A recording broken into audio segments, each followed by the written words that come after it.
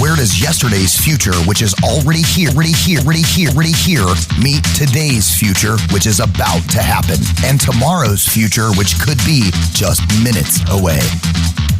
Welcome to Technology Revolution, the future of now. Where host Bonnie D. Graham asks savvy futurists for their predictions about the tech-driven trends that are shaping our future right now. Here's your host, who will take us into the future of now, Bonnie D. Graham.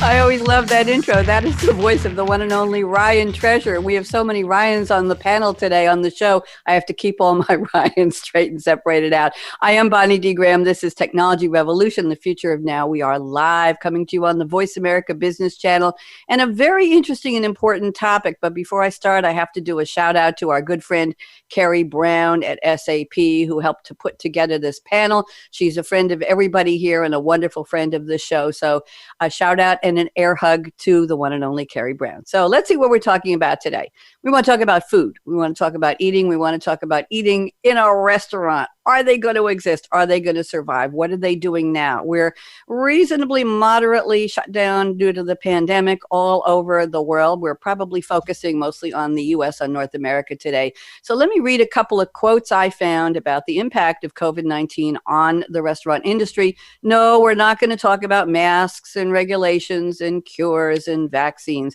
We're talking about restaurants, so stick around. We have a lot of great information for you. So here's a quote from blog.opentable. A lot of you probably use OpenTable for reservations, or you used to. As the COVID-19 pandemic continues, restaurants are still doing what they always do, taking care of their communities. Now it's free food to medical workers on the front lines, laid off restaurant staff and their families, and basically anyone in need. We like that quote. Here's a quote from CNBC.com. Giving back to others has had another much needed consequence. It's helping keep restaurants in business and their staff working. That's another good thing. And here's a quote from ABC7NewYork.com. Through the generosity of patrons, the fundraised meals are provided by area restaurants. Many businesses are pivoting to stay afloat during the pandemic crisis. So what's on the menu to help restaurant owners and workers survive the pandemic, not just with their own health, but the health of their business? We're going to talk today a little bit. I'll give you a couple of teasers, appetizers, if you will, virtual tastings, creative and competitive carryout options, enhanced guest-centricity. Oh, we love that any time of the day or year. New food sources, interesting. Site purchase versus lease for restaurant owners, and other exciting, innovative opportunities. I have 4. I'm going to call them restaurateurs. And if anybody's wondering, there is no N in that word. It's a French word for somebody who owns or operates a restaurant. We'll ask for restaurateurs. Ryan Turner. I told you there was a Ryan. Ryan Pernice. There's our second Ryan. Bryan Schroeder. Bryan rhymes with Ryan, so I think we have 3. He's got Ryan in his name. And Mike Patrick is the outlier here. Mike Patrick, thank you for giving us another name for their take on the care and feeding of restaurants post-pandemic. Is technology on the menu? Welcome to my wonderful panelists. I have the privilege of seeing you all on Zoom. My listeners are listeners. They can't, but those of you who want to can take this. My guests can take the video I'll send you and put out social clips if you want on your social media to promote yourself on the show. So let's start with Ryan Turner. Welcome, Ryan. Please introduce yourself. And once you take about 2 minutes, tell the world. The listeners are all around the world. I don't want to scare you, Ryan. They're not just here in our local area or just in the U.S. Tell them what you do, what your passion is for this topic. Ryan Turner, welcome. Sure, thank you. My name is Ryan Turner. I've been in the restaurant and hospitality industry for over 25 years. And about 16 years ago, I left a perfectly good job to chase my own ambition and start my own restaurant. And currently have 2 partners. We have a restaurant group in Atlanta called Untitled Concepts that has 5 different independent concepts in the Atlanta area, and really appreciate the opportunity. Thank you to Carrie Brown and for inviting me, and thank you, Bonnie, for having me. And this is this is a topic. Restaurants is a topic of passion right now. The survival of restaurants certainly is a topic of passion. I mean, my commitment to that is vast and very deep for, obviously personal reasons. I've got, 2 small little humans, which are the most important things in my life that I'm responsible for, that I need to make sure I can put food on the table and take care of them. to well over 100 people that we're still employing that need a job and to put food on their table and take care of themselves and their family. That's a privilege that we've always taken very seriously, and having that responsibility right now is more important and bigger than ever. Our industry as a whole is the second largest employer besides the federal government in the country. Well over 11 million people are in our workforce. We are, and of those 11 million people, you'll find, probably the most caring, creative, and compassionate group of people in our country. As an industry, we've always been known for our benevolence and giving, well over $2 billion a year. We contribute to great causes because it's the right thing to do, and we're in hospitality. We take care of people. And so for many, we're the fabric, we're the fabric of society. We're part of it. We're a place where people go just to, to feed their stomachs or feed their souls, to celebrate, to do a business deal, to mourn. And we're part of people's daily lives, over the last 20 years, especially. I mean, to look at the numbers and see how much our industry has grown. It's not because we're not wanted or needed as a part of people's lives. So there's a lot of reasons that I'm passionate about this, but I'll go ahead and give it back to you. Thank you very much. Pleasure to meet you. I'm not going to call you Ryan number one, but I could, because we're going to go to Ryan. We have another Ryan number one. Ryan Pernice, you're up. I'm putting you on speaker view. Please introduce yourself and tell us a little bit about your passion for this topic, keeping restaurants alive. Go ahead, Ryan. Yeah, sure. Thank you very much for having me, Bonnie. I appreciate the time on the show. My name is Ryan Pernice. I've got 3 restaurants up in the North Atlanta suburbs, about 30 minutes north of the city. 3 separate independent concepts, all run by a management company called RO Hospitality. So we started in this game almost nine years ago with our first restaurant. So you'll hear a lot of operators say, well, I've been through the Great Recession, I've been through up and down, and I don't think any of us would have said that we've been through anything that would have prepared us for this.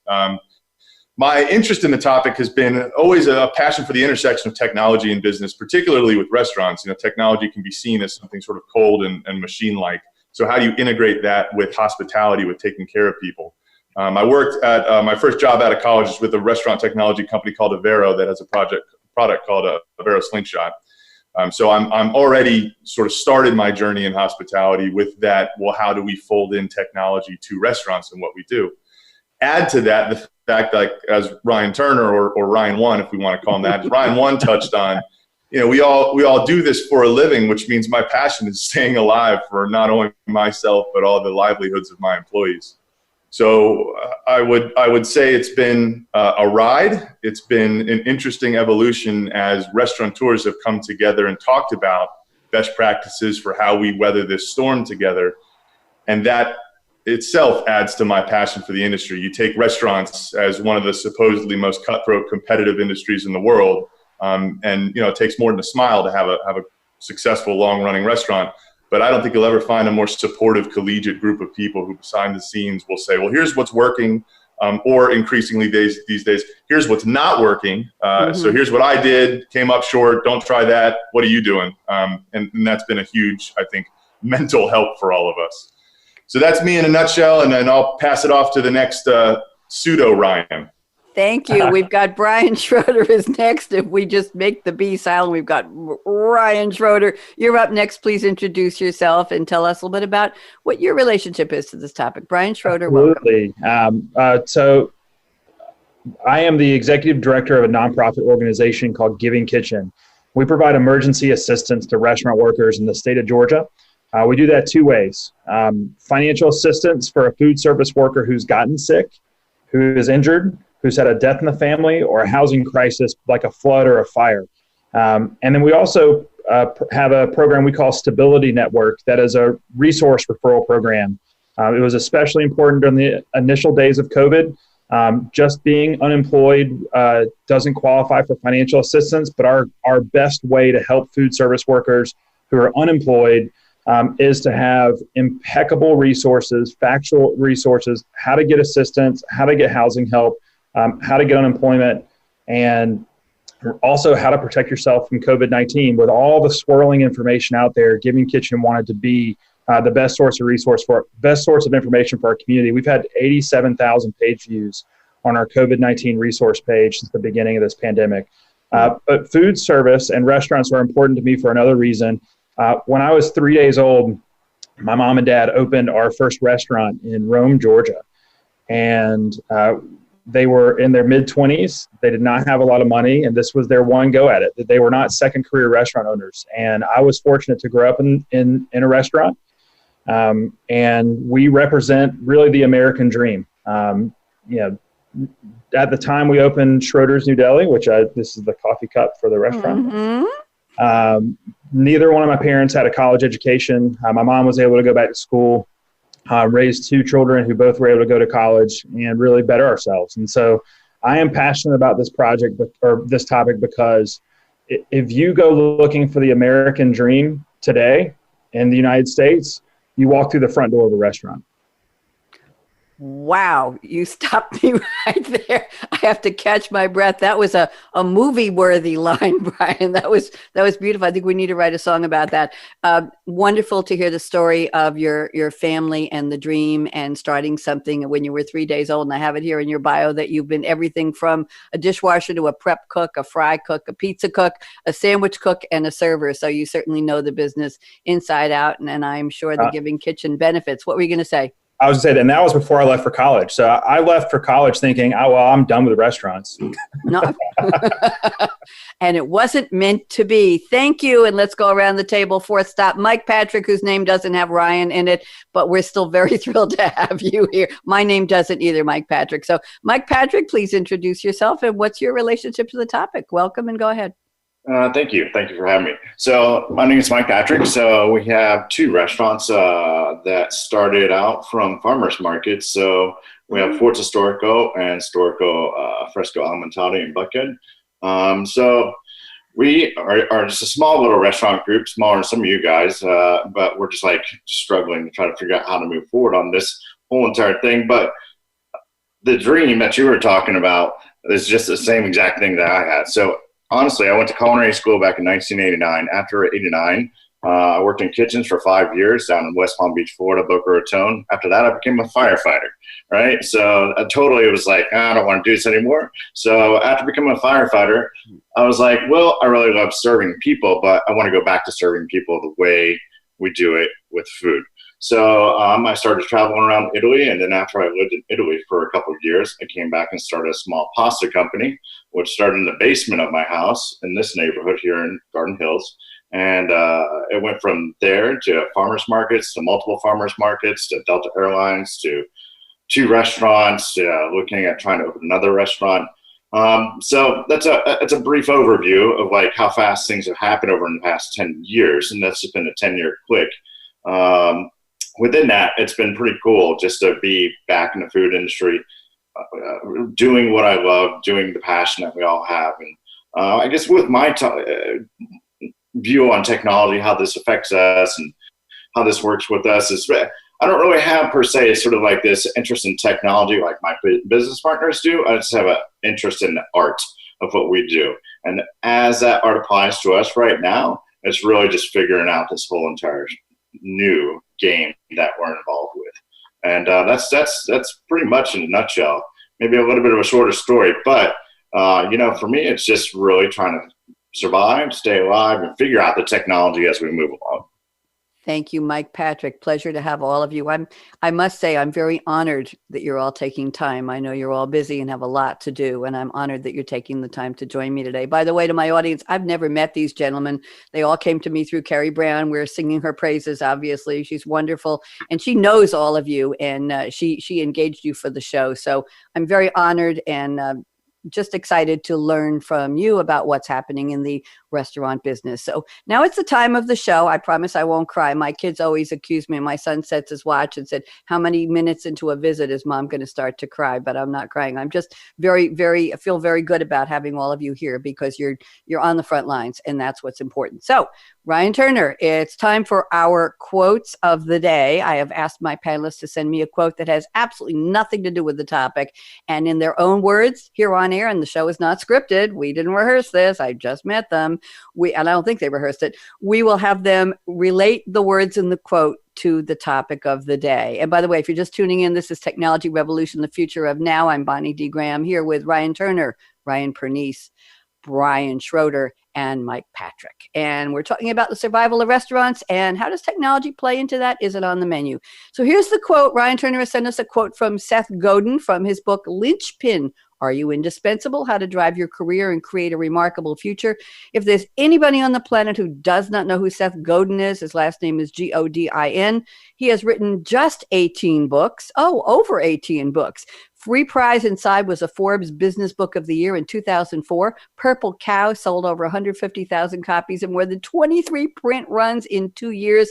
The Dip was a Business Week and New York Times bestseller. And they also named, Business Week named Linchpin among its 20 of the best books by the most influential thinkers in business in 2015. And just a quick idea for those of you who have something you want to do. In 2013, Godin raised more than $250,000 from his readers in a Kickstarter, which secured him a book contract with his publisher for the book, The Icarus Deception. Here's the quote. Bonnie, get to the quote already. I will. If you're deliberately trying to create a future that feels safe, you will willfully ignore the future that is likely. Mr. Ryan Turner, please just unpack it, I like to say, as they say. And what does this have to do with our topic today? Well, first, I chose Seth Godin because there's really not one person that I could point a finger at that has had more of an impact on my my philosophy, my worldview, my business, than him. He's a philosopher. He's a humanitarian. He's a philanthropist. He's a marketeer. He's an incredibly wise business person, and just wise in general. And so I recommend tuning into him if for anyone listening, if you haven't already.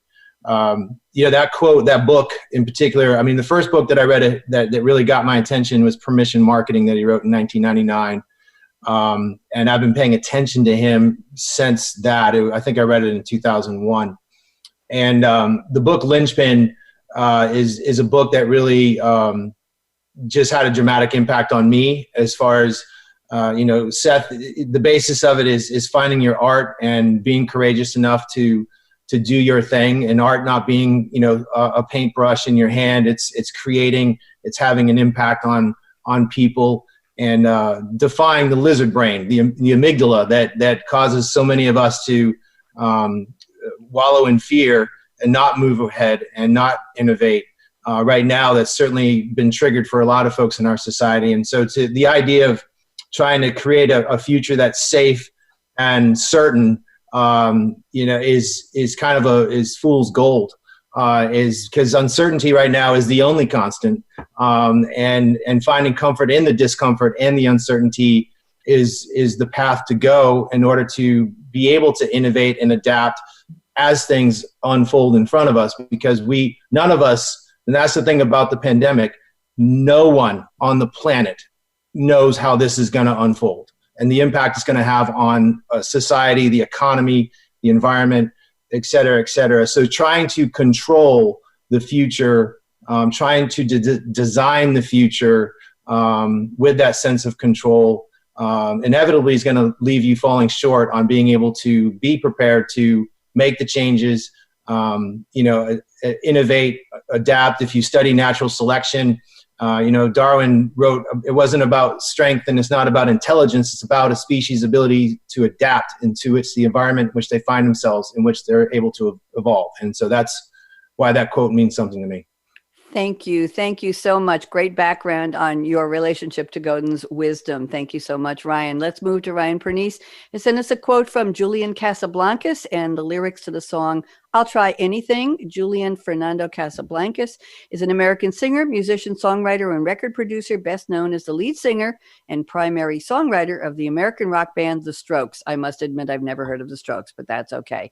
I'm going to read the 2 lines from the lyrics and a little bit more, if that's okay with you, Ryan Pernice, to set the stage for what this was about. So the 2 lines he picked for his quote today are 10 decisions shape your life. You'll be aware of 5 about. And I'm going to continue with the lyrics. 7 ways to go through school. Either you're noticed or left out. 7 ways to get ahead. 7 reasons to drop out. When I said, I can see me in your eyes, you said, I can see you in my bed. That's not just friendship, that's romance too. You like music we can dance to. Sit me down, shut me up, I'll calm down and I'll get along with you. I hope I did justice to that. Ryan Pernice, talk to me. Why did you pick this quote and what does it have to do with our topic? Yeah, so this has been a thing I've thought about through my life. I listened to a lot of Strokes in college, and this lyric hit me as, if you've got 10 decisions that will shape your life, and maybe it's 12, and maybe it's 8, but it's maybe the decision of where you go to college, it's the decision of who you marry, it's the decision of what career you want to embark on. But I thought, okay, if I'm only going to be aware of 5, how much more control could I have over my life if I'm aware of 6, or if I'm aware of 7 or 8? So that sort of leads to a manic compulsive over obsessive thinking about a lot of decisions, which I would argue is probably not healthy. And going back to Ryan 1's comment about how you can't control what we're in right now, so you've got to adapt. Still the thought remained, if I could be plugged in enough to my life to be aware of just 1 or 2 more decisions, maybe I'll get that much further, that much faster. So that's been something I've always thought of with my life writ large. If we transition now to how that affects the pandemic. As Ryan said, there's no game plan for this. There's no class that could have taught us what to do. There's no manual. So we're all, to some degree, maybe not flying by the seat of our pants, but existing in this chaos, trying to find the best way forward for us and our people. And at some times, the decision makers for businesses, whether in restaurants or not, are quite literally making decisions that will shape people's lives, now more so than ever. So it's against the backdrop of this horrible world event that we're trying to make decisions, when I bet all 4 of us on this panel, we just want to run a restaurant. I don't want to have to weigh the life and death consequences of whether or not I open for business that day. So that's sort of a lot of weight to carry, and The Weight by the band is another song I love. But it's basically a question of, how can I find our best path forward for our businesses and our people in this time, being aware that the consequences of our decisions are that much greater when people's health and sanity and mental safety is involved. Thank you, Ryan. Love the quote. I had never heard of Casablancas or the band The Strokes. Forgive me for that. But when I read this quote, just before you started talking, I'm going through a mental inventory in my mind of decisions I've made that shaped where I am today and how I got here. It just makes you think. Thank you very much for introducing me to that song and those lyrics. I appreciate that. Bryan Schroeder is up next. Bryan sent us a quote from Tom Robbins' book, his novel, Still Life with Woodpecker. Let me read a little bit. Still Life with Woodpecker, 1980, is the 3rd novel by Tom Robbins, concerning the love affair between an environmentalist princess and an outlaw. The novel encompasses a broad range of topics from aliens and redheads. Okay. You didn't know that about me, but thank you for picking that. To consumerism, the building of bombs, romance, royalty, the moon, and a pack of Camel cigarettes. The novel continuously addresses the question of how to make love stay, and is sometimes referred to as a postmodern fairy tale. And there's some trivia about this book. I'm going to just tell you very quickly, Bryan. I don't know if you know this. The Dan Fogelberg song, Make Life Stay, was inspired by this book.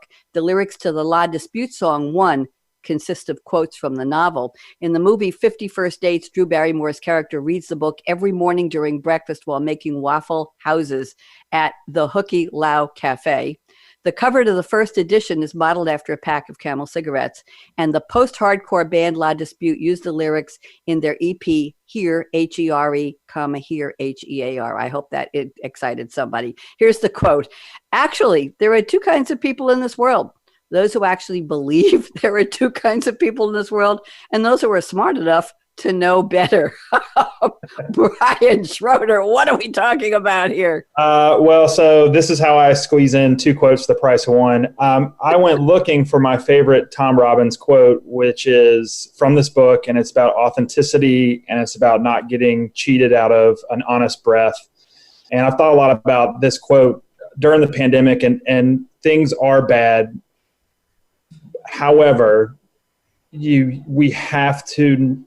only have so many breaths, right? And to get so caught up in it, we forget to find joy in life, because there is still joy all around us with our families and friends, and even in the service of others. That it would be a big mistake to not realize how important each honest breath is. So I went looking for that quote and found this one. This quote, I think, is subversive to even the idea of quotes. It's confusing. And to me, I shared it because I think there are no simple answers. One of the things that Tom Robbins does best is in an elegant way subverts any kind of trope. And in this instance, it's a quote or a quip is not necessarily what's going to get you out of this. That even, the idea that there's two types of people in the world, it undermines that concept. So that is why I chose to share this with you. And also I got 2 quotes, the price one.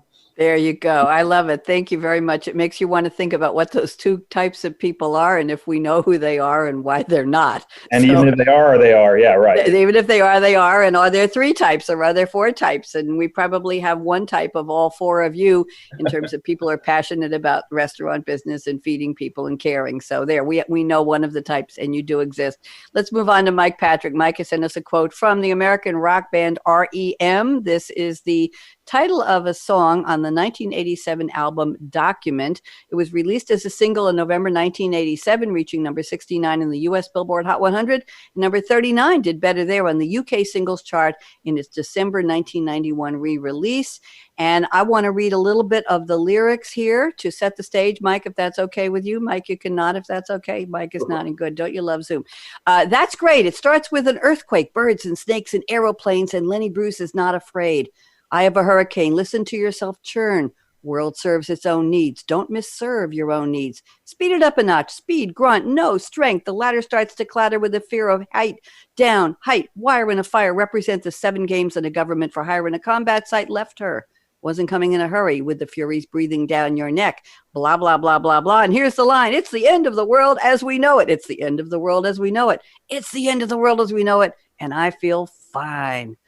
Oh, Mike, how did I do with that? You're up. Mike Patrick. Wow, that was fantastic. Seriously. And thinking about this, it's been a bit more lighthearted, a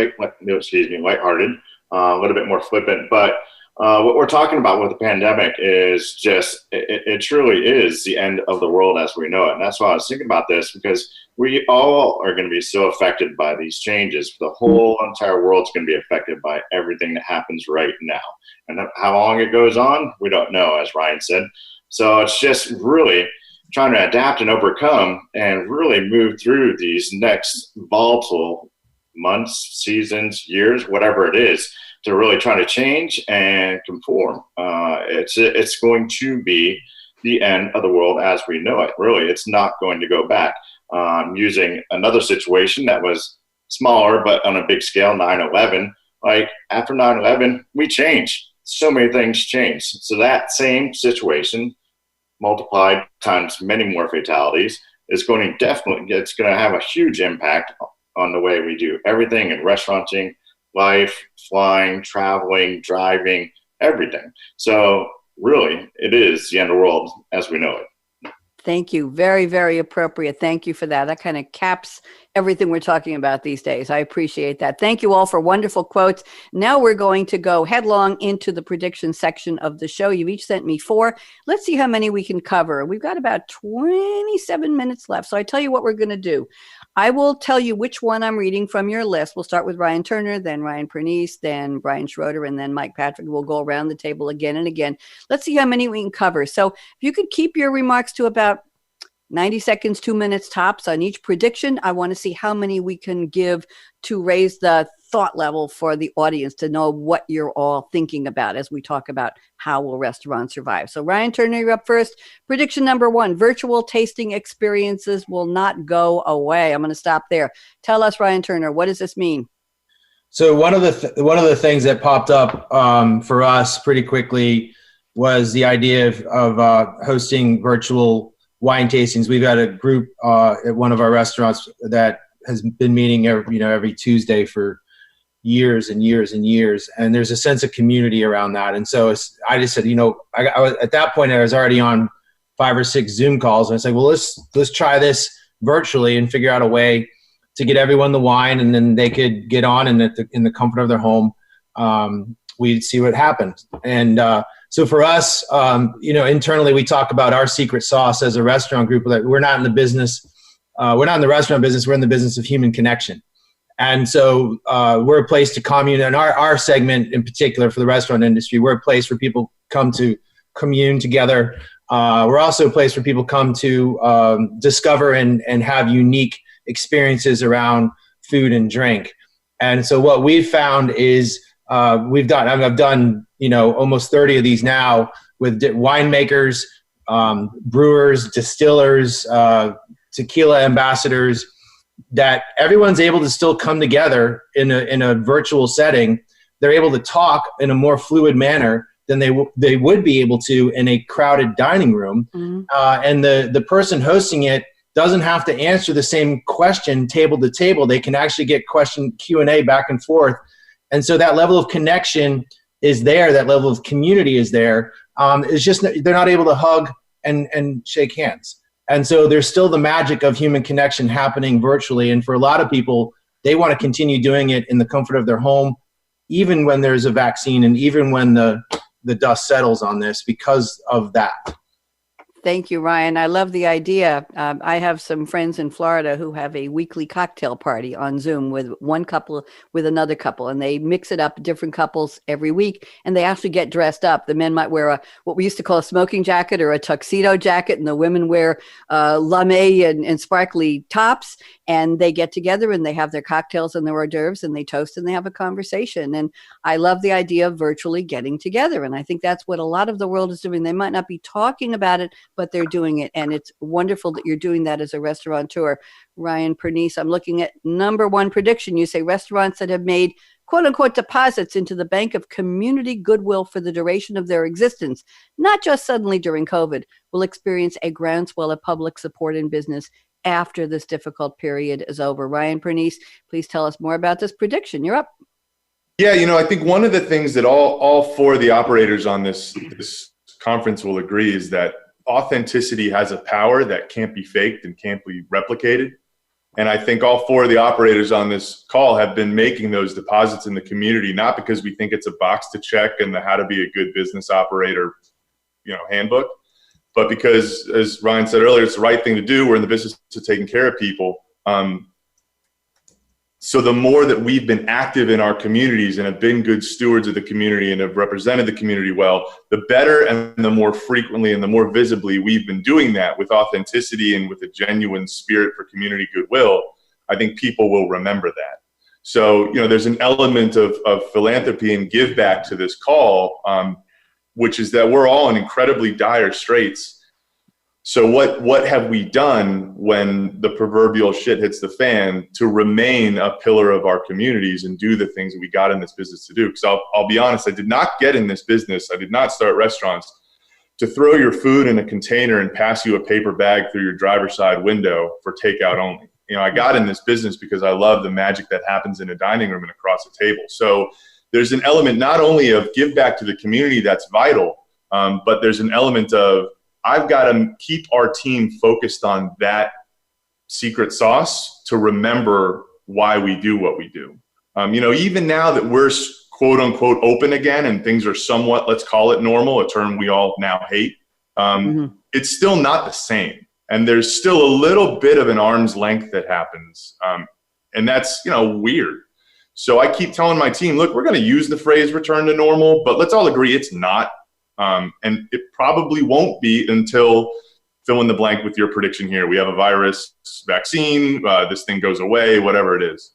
So I think it's important to know that you can't overnight suddenly start caring about your community and expect for people to believe you. If you've been there for the community by virtue of your actions, policies, and message, I think the community will remember that when all of this is said and done. Thank you very much. And I agree with you. There is going to be no normal for a long, long time. People call it the new normal, and I call it the next abnormal. Sorry. Yeah, I hear the new normal, and I say, Jesus, let's hope not. Exactly right. Exactly. This goes back to better than that. Back to normal is almost as annoying as saying pivot. Yeah. And one of the things is, do we want to return to where we were, or can we return to something better? Something better would be a good goal. Thank you very much. I'll try not to use the word pivot, Mr. Turner. I use it on my business radio shows in terms of companies, businesses, industries that have digitalized before now. Similar to, did you have goodwill with the community before COVID? All of a sudden, no, that so-and-so who ran that restaurant, now he wants to be nice to me? Okay, well, is he being sincere? Well, companies and businesses and industries that went through their digital transformation are able to pivot and be agile and do other things right now when they need to transform, because business as they know it is not there anymore. Supply chains are not there anymore. So anyway, but I digress. Bryan Schroeder, I'm looking at prediction number 1. You say the emergence of pioneer plants. Scientists have studied how newly created small volcanic islands go from being devoid of plant life to being covered by pioneer plants.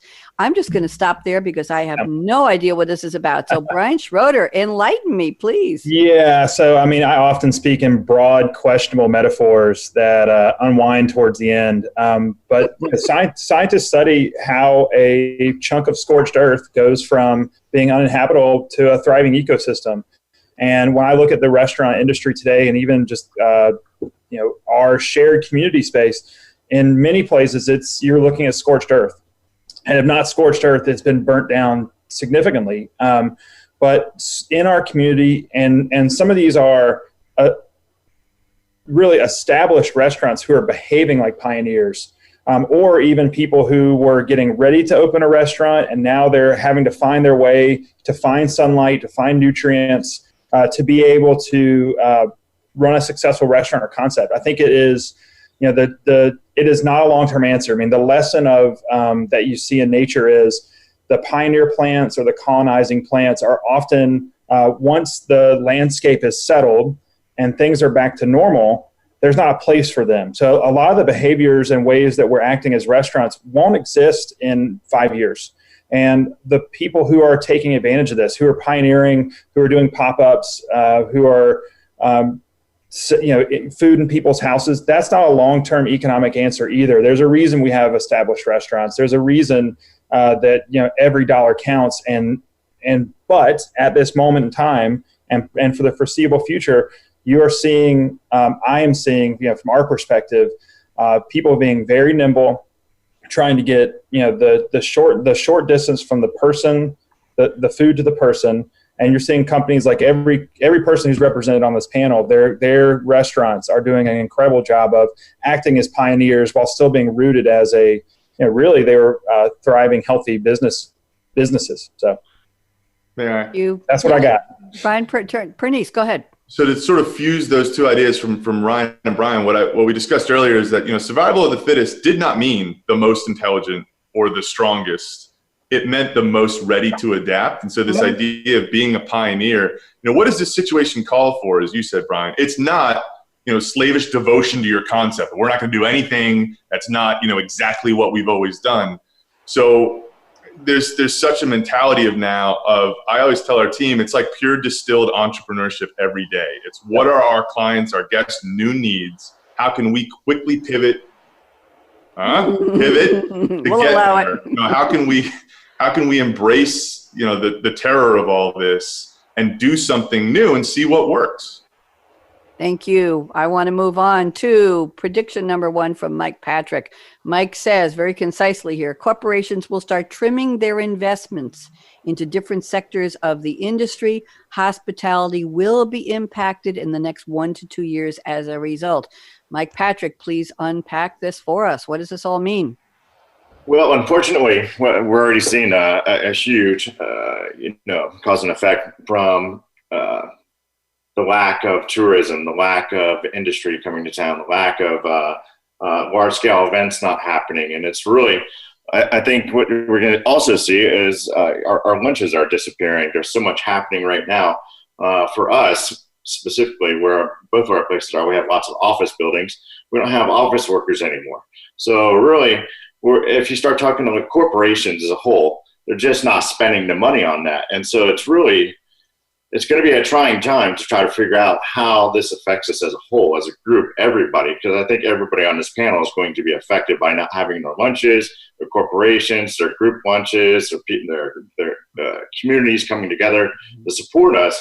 So really, if you look at larger corporations, SAP, Kerry Brown's company.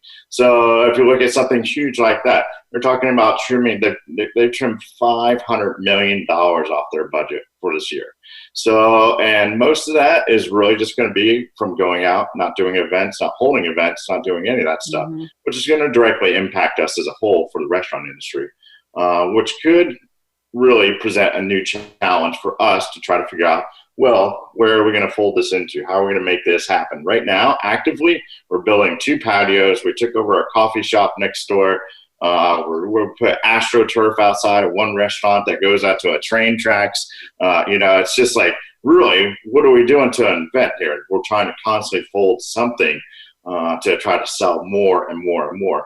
Again, as we talked about, I don't think anybody wants to be in this situation, passing a bag, something through a window. It's not comfortable. It's not comfortable going into a restaurant with a mask on, feeling guilty if you don't have a mask on. So it's just, there's definitely a level of PTSD that comes along with this. But again, going back to corporations, I just think it's going to have a profound effect on this industry for the next couple of years. Thank you, Mike. I think we all agree with that. I think we've seen it. We've seen hospitality. We've seen the tchotchke industry take a turn, not for the better, over the years when people stopped buying all of these little premium things to give away at conferences and at trade shows. Anyway, I was part of that world years ago. I didn't sell them, but I might have bought them for companies I worked for. Let's go to prediction number 2, Ryan Turner. Traditional carryout concepts will have more competition. Tell us more, please, Mr. Turner.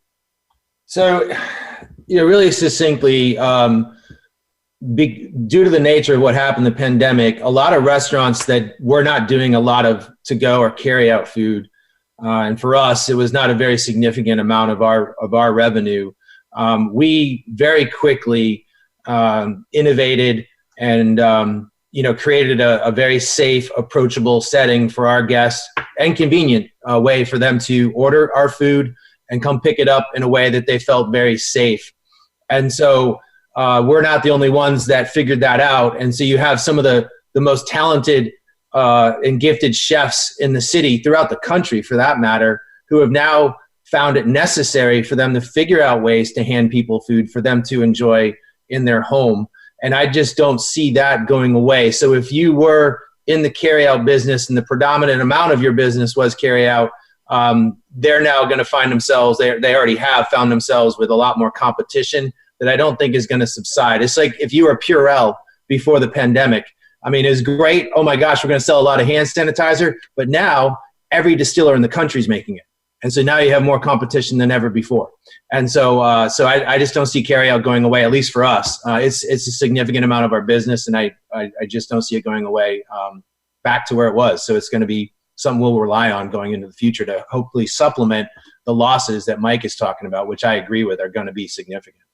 Thank you very much. Ryan Pernice, you're up next. Prediction number 2, restaurants that effectively balance the technology they bring in-house with the specific comfort level of their guests will fare better. And you're going to talk a little bit about menu, QR codes, and more. Ryan Pernice, what do you have to say?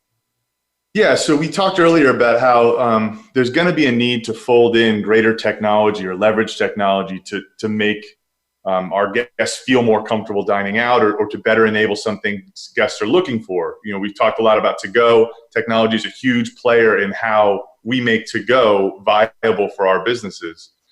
But I think it's important to remember that technology itself is just a tool. It's only as good as it's utilized.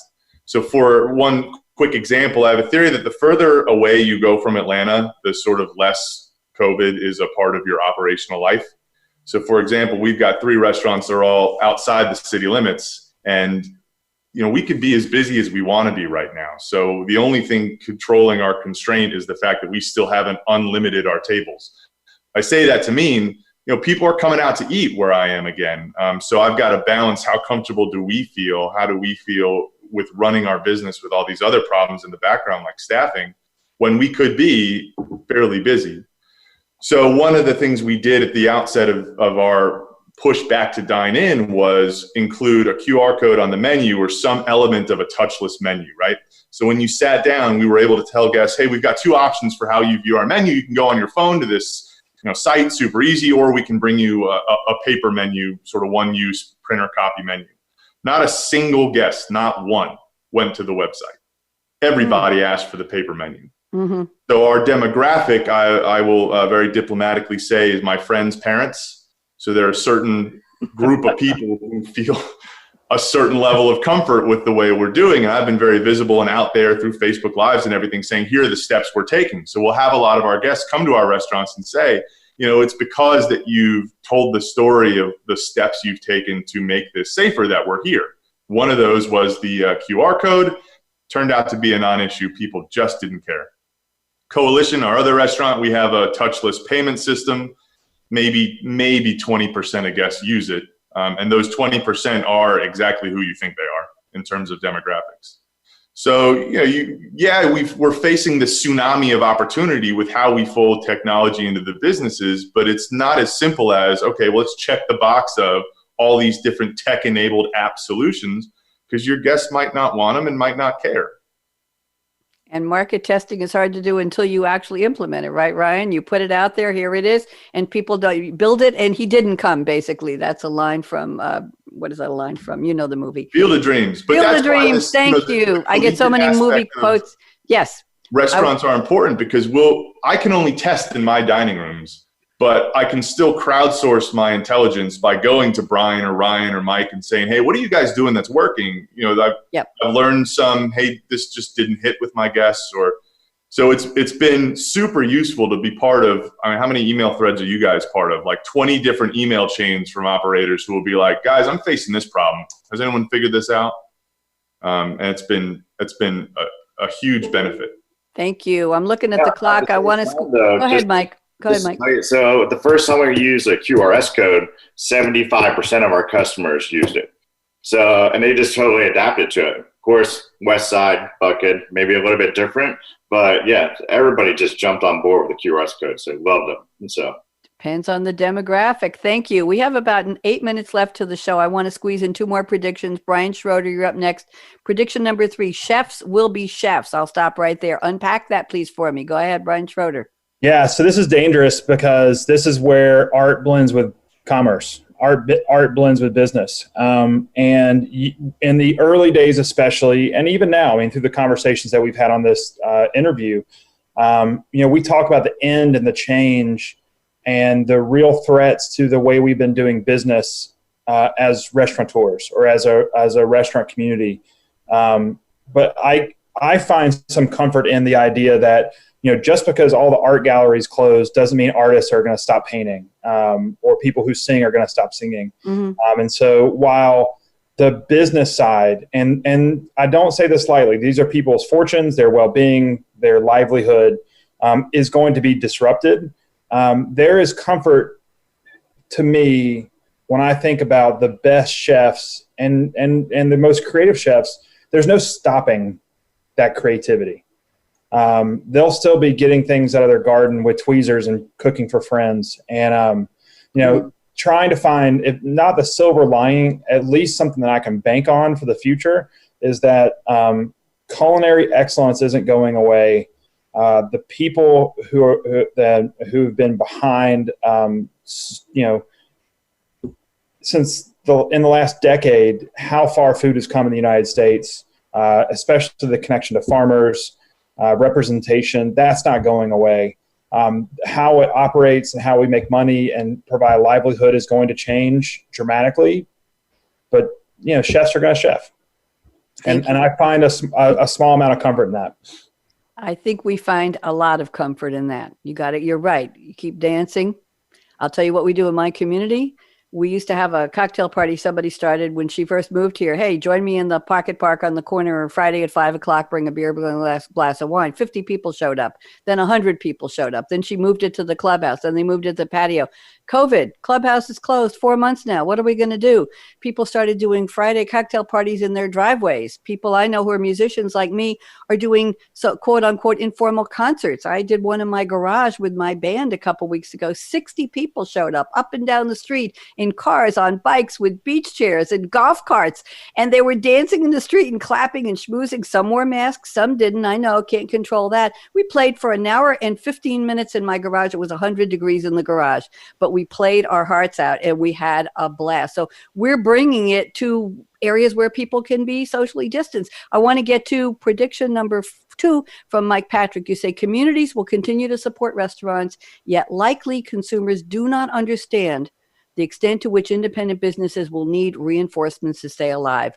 Present GRA, that's Georgia Restaurant Association trends, show 1 of every 4 restaurants will close. I don't want to end on such a dire note, but we really need to acknowledge this reality check. Mike Patrick, why don't you take about 90 seconds, 2 minutes for this one, then we're going to go around with the final prediction for everyone. Mike Patrick, you're up.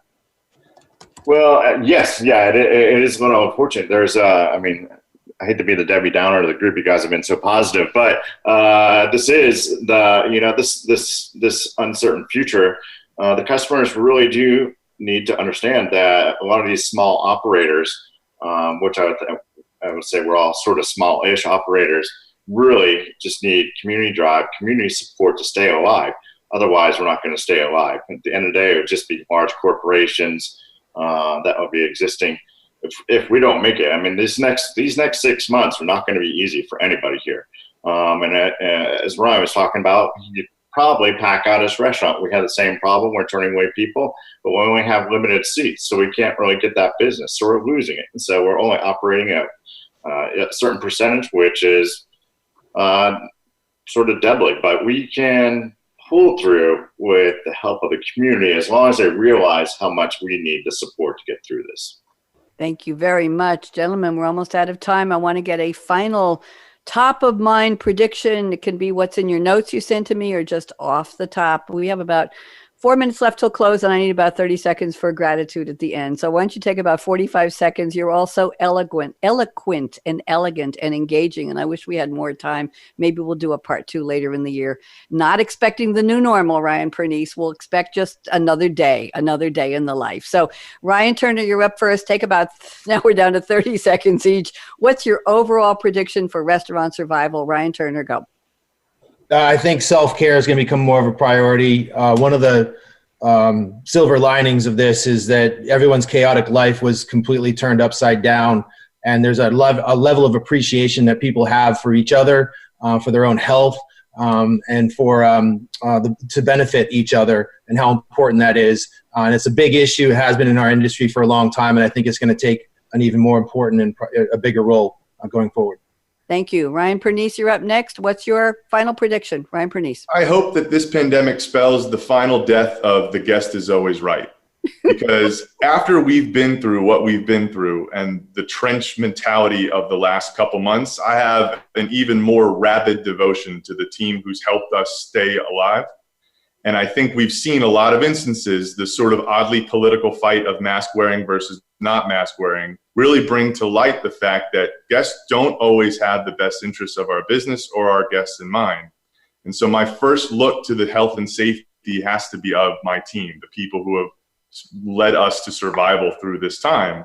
And there's an element of kind of safeguarding us as we try and figure this out. Thank you very much. Bryan Schroeder, about 20 seconds. Talk. I can't answer this question. It really depends on how we respond to COVID-19.